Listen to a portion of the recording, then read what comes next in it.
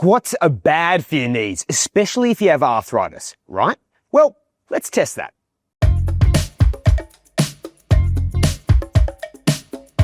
G'day, it's Jack from B-Mobile Physiotherapy. Now, in my time working with over 55s, I've seen a lot of people with knee osteoarthritis avoid squatting because of knee pain, and they think they're going to wear out the cartilage in their joint.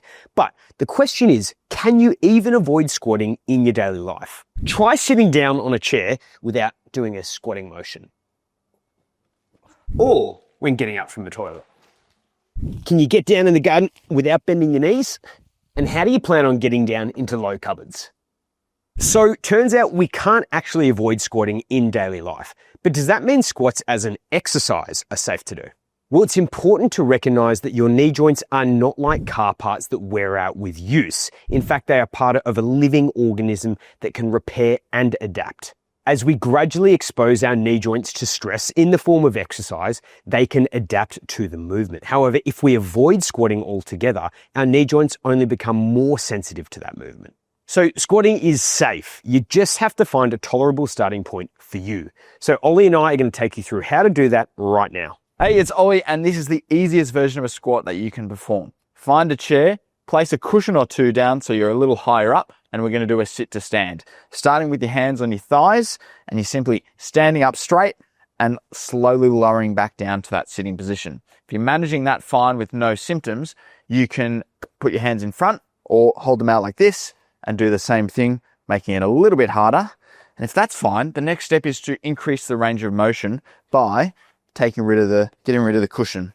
Now you're a little bit lower, and we're going to do the same thing. With each of these, I want you to focus on this key physio tip, which is bringing your nose over your toes. So rather than trying to stand up like this, we're going to swing our nose forward and then stand up straight. And if you focus on that, you'll make it a lot easier. But if that's too easy, you can try a squat touch. So we're going to start in a standing position with a comfortable stance, and we're dropping our bottom down towards the chair, and we're just going to lightly touch. Now, I recommend starting with a cushion, so it's a little bit higher. Once again, the key physio tip here is to just lightly touch the edge of the chair.